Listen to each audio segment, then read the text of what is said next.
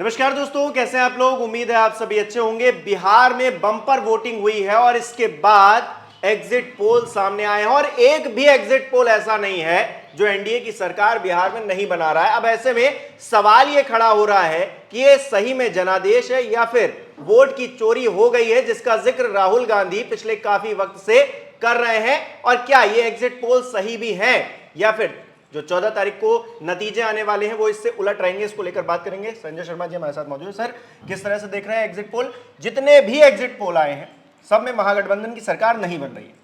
मैं तो बड़ा खुश हूँ। मैं इसलिए खुश हूँ कि एग्जिट पोल में आ रहा है कि एनडीए की सरकार बन रही है, तो नेचुरली कल शेयर मार्केट बढ़ेगा। मेरे कुछ शेयर हैं वो बढ़ जाएंगे तो मुझे फ़ायदा हो जाएगा, क्योंकि 14 तारीख को नतीजे आएंगे। तो जैसे पार्लियामेंट के नतीजे आए थे ना, उससे पहले प्राइम मिनिस्टर ने, अमित शाह ने और जाने किन किन ने क्या क्या बातें किए थे। ये लोकसभा चुनाव में 450, 400, 300, 350 तो शेयर मार्केट को बूम बूम करा दिया था। और उसका जो शेयर मार्केट गिरा नतीजों के बाद, लोकसभा के बाद, तो धड़ाम हो गया। तो लाखों करोड़ों का कारोबार सट्टा बाजार कर लेता है इन एग्जिट पोल से। और मैंने तो पिछली बार भी कहा था कि एक बहुत बड़े लेवल पे जांच होनी चाहिए। एक प्रदीप जी हैं जो आज तक पे फूट फूट के रोए। वो कह रहे थे कि मोदी जी तो 400, पौने 400 इससे का नीचे ही नहीं आ रहे थे। और लोकसभा चुनाव में हर एग्जिट पोल कह रहा था आपकी बार 300 पार, 400 पार। कौन कह रहा था कि पूरे बहुमत की सरकार नहीं आई? देश का एक भी एग्जिट पोल ऐसा नहीं था पार्लियामेंट के चुनाव में जो ये ना कह रहा हो कि मोदी जी पूर्ण बहुमत से सरकार बनाएंगे। नतीजा क्या हुआ कि नहीं बनी सरकार, औंधे मुंह गिरे। लेकिन सट्टा बाजार ने करोड़ों अरबों रुपए कमा लिए। तो मुझे लगता है ये एग्जिट पोल के पीछे भी सबसे बड़ा कारोबार जो होता है वो सट्टा बाजार का होता है। और पिछली बार तो मुझे याद आ रहा है कि जब चुनाव के नतीजे आने शुरू हुए थे तो बीजेपी के दफ्तर में लड्डू बढ़ गए थे, मिठाइयाँ बढ़ गई थी। और जब नतीजे आए तो पता लगा कि धड़ाम हो गई बीजेपी। तो मतलब 3 बजे के बाद 12 बजे तक तो लड्डू बढ़ रहे थे और 3 बजे बाद पता चला कि सरकार नहीं बन रही है। तो इन एग्जिट पोल पे भरोसा मत करिए। सट्टे बाजार का बहुत बड़ा कारोबार होता है। हजारों करोड़ रुपए लगे होते हैं सट्टे में, शेयर मार्केट को बढ़ाने में, कम करने में। और आप देख लेना सुबह शेयर मार्केट हर हालत में बढ़त में नजर आएगा। वो कारण ये है कि लोगों को लगेगा कि एक और जगह स्थिर सरकार आ गई, यानी अच्छा संकेत है। लेकिन 14 नवंबर को नतीजे कुछ भी हो सकते हैं। एग्जिट पोल ने पिछली बार भी ऐसी गच्चा खाया था, मुझे लगता है कि इस बार भी गच्चा खा सकता है। अच्छा, भास्कर ने ये लिखा, ये बहुत अच्छी बात उन्होंने लिखी कि आज तक बिहार को लेकर जो भी एग्जिट पोल हुए हैं वो सही साबित नहीं हुए। हाँ। क्योंकि बिहार में पलायन और जिस तरह से लोग जाके वोट करते हैं उनका मूड जान ही नहीं सकते हो। तो ये एग्जिट पोल तो वैसे ही टाइम फिस हो गए। तो 14 तारीख को, लेकिन एक बात ये भी है ना कि बहुत सारे एग्जिट पोल सही भी साबित होते हैं।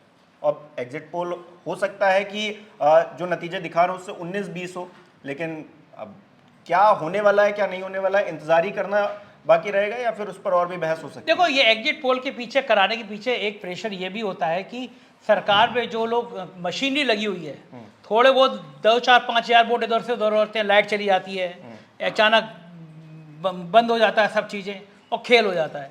तो कभी कभी वो सरकारी मशीनरी पर प्रेशर डालने के लिए भी एग्जिट पोल मैनेज किए जाते हैं कि माहौल बन जाए कि भैया एनडीए की सरकार आ रही है, एनडीए की सरकार आ रही है। और बड़ी बात यह है कि एनडीए की सरकार आने पे बीजेपी अभी खुशी नहीं मना पाएगी।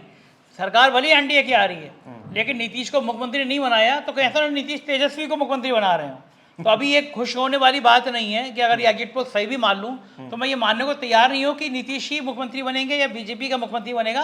मुख्यमंत्री आरजेडी का भी बन सकता है। यानी 14 नवंबर को जो नतीजे आएंगे वो कुछ भी परिणाम ला सकते हैं। नीतीश ने 24 घंटे के अंदर जो तेवर दिखाए थे, होर्डिंग लगा दिए थे, पोस्टर लगा दिए थे 25 से 30, फिर से नीतीश, वो बहुत बड़ा संकेत दे रहे हैं, बहुत बड़ा अर्थ दे रहे हैं हिमांशु। और इसका मतलब ये है कि अभी बहुत कुछ होना बाकी है।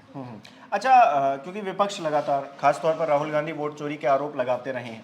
अगर चुनाव हार जाते हैं, एग्जिट पोल सही साबित होते हैं, तो फिर से ये वोट चोरी होगा, ईवीएम वाला हाल ना हो जाए इस वोट चोरी का? देखो, ये तो पिछली बार ईवीएम के लिए कोई सबूत नहीं था।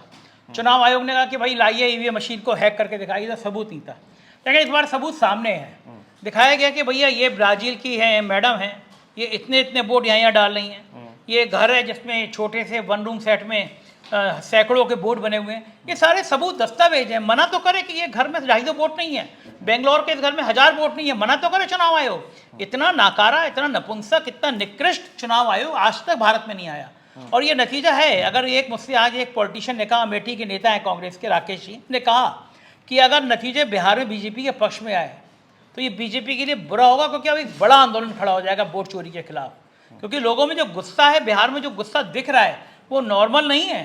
बिहार में आप हमारी टीम है, वहाँ पे क्षितिज है, अभिषेक है, ये जा रहे हैं ग्राउंड पे स्थितियाँ बड़ी खराब हैं, लोग नाराज हैं, दुखी हैं, बेरोजगारी बड़ा मुद्दा है। उस पर प्रधानमंत्री की झूठी बातों पे, कट्टे तमंचे पे, योगी के बुलडोजर पे अगर चुनाव जीता जा सकता होता तो क्या बात है, कुछ भी हो सकता है। लेकिन ये बात बिल्कुल तय है कि अभी एग्जिट पोल पे भरोसा नहीं करना चाहिए, 14 तक इंतजार करना चाहिए, और फिर 14 को भी शाम के 6 बजे तक भी जब सब नतीजे आ जाएं तो 15 का इंतजार करना चाहिए कि नीतीश को मुख्यमंत्री बनाया जा रहा है, नहीं बनाया जा रहा है, नहीं बनाया जा रहा तो नीतीश बन रहे हैं या बना रहे हैं। खेल बिहार में आसान नहीं है, ऐसा नहीं है कि चाणक्य जी की सारी चाणक्यगिरी नीति वहाँ चल जाएगी।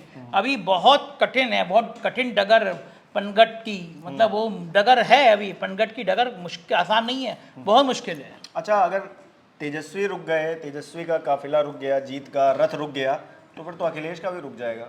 हाँ, ये कहना बड़ा, बिहार के और उत्तर प्रदेश के नतीजों में बहुत बड़ा अंतर है। अंतर इसलिए है कि उत्तर प्रदेश में जो आप देख रहे हो पार्लियामेंट के चुनाव में जो झाड़ू लगी, वो एक बात का संकेत साफ है कि पिछड़ा, दलित और मुसलमान भारतीय जनता पार्टी का उत्तर प्रदेश में नाराज है। पिछले दिनों से जिस तरह ऊंची जाति का ठप्पा लगा, योगी आदित्यनाथ की कार्यशैली पे ये लगा कि ये केवल छतरियों की बात कहते हैं, पिछड़ों और दलितों में खराब संदेश किया। रामजी लाल सुमन दलित सांसद हैं, उनकी गाड़ी पे टायर फेंक दिए गए जलते हुए। आगरा में एक बड़ा प्रदर्शन जाति के नाम पर हुआ, तलवारें लहरा रहे हैं, बंदूक लहरा रहे हैं। तो ये संकेत आसान नहीं है, ये संकेत टफ हैं। तो उत्तर प्रदेश की स्थितियां बिल्कुल विपरीत हैं, बिल्कुल अलग हैं, और उत्तर प्रदेश में कुछ भी हो सकता है, इतना आसान नहीं होगा बीजेपी के लिए। 2027 का चुनाव बहुत मुश्किल है और 29 का तो असंभव है। चलिए, बहुत बहुत शुक्रिया सर हमारे साथ जुड़ने के लिए। तो कुल मिलाकर जो एग्जिट पोल आए हैं उन्होंने एक तस्वीर दिखाई है, लेकिन वो तस्वीर सही है या गलत है, इसका खुलासा 14 तारीख को होगा।